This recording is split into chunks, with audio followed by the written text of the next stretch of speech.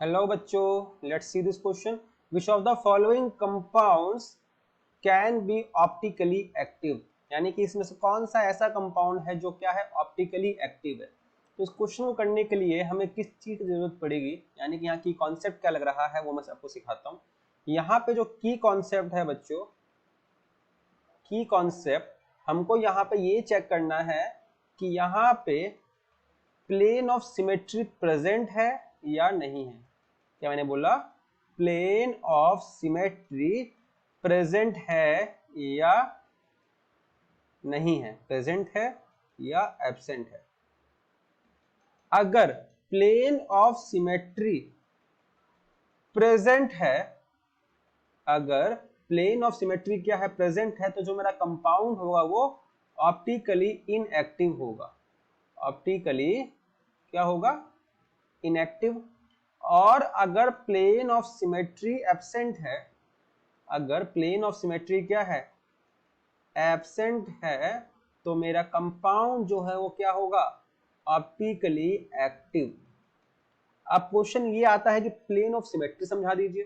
Plane of symmetry में आपको समझाता हूं एग्जांपल लेके। प्लेन ऑफ सिमेट्री में आपको समझाता हूं। मान लीजिए कि यहाँ पे कार्बन है, डबल बॉन्ड कार्बन है। इस कार्बन पे यहाँ लगा हुआ है CH3 और यहाँ लगा हुआ है CH3। यहाँ मान लीजिए H लगा हुआ है, यहाँ मान लीजिए CH3 लगा हुआ है। अब आपने क्या किया, इस कार्बन को सेंटर से काटा, सेंटर से आपने इसको ऐसे काटा, तो हम देख सकते हैं कि एक CH3 ये रहा, एक CH3 ये रहा। यानी कि इस प्लेन में दो CH3 हैं जो उसको सिमेट्री प्रोवाइड कर रहे हैं। तो ये क्या हो गया, POS है और ये कंपाउंड क्या है, ऑप्टिकली इनएक्टिव। क्लियर है? मैंने क्या बताया कि जो वैलेंसी होनी चाहिए वो डिफरेंट होनी चाहिए दोनों कार्बन की, to gain the optically activity. अगर POS प्रेजेंट है तो कंपाउंड मेरा क्या होगा, ऑप्टिकली इनएक्टिव। चलिए बात करते हैं अपने स्ट्रक्चर से। अगर हम देखें, अगर इस स्ट्रक्चर को, स्ट्रक्चर नंबर 1 को अगर हम बीच से काटे ऐसे करके, तो हम देख सकते हैं कि एक CH3 ये प्रेजेंट है और एक CH3 ये प्रेजेंट। क्लियर है? एक CH3 हमारा ये रहा और एक CH3 ये रहा। यहां पर क्या प्रेजेंट है, यहां प्रेजेंट है प्लेन ऑफ सिमेट्री। तो जो मेरा ये कंपाउंड है ये ऑप्टिकली एक्टिव तो नहीं है। क्लियर है? अब चलिए हम बात करते हैं अपने अगले स्ट्रक्चर की।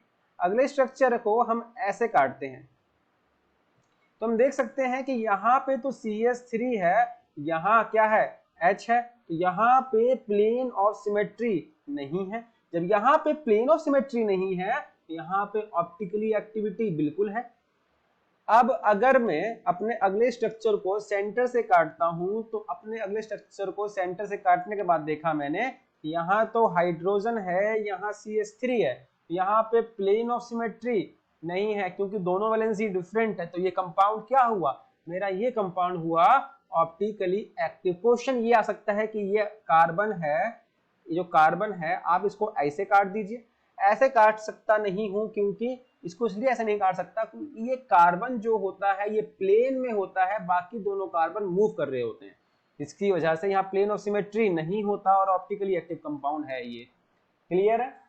तो इस क्वेश्चन का जो करेक्ट आंसर जाना चाहिए, इस क्वेश्चन का करेक्ट आंसर जाना चाहिए ऑप्शन नंबर सी, यानी कि जो हमारे दूसरा और तीसरा स्ट्रक्चर है दोनों ही ऑप्टिकली एक्टिव है क्योंकि वहां पे प्लेन ऑफ सिमेट्री नहीं है।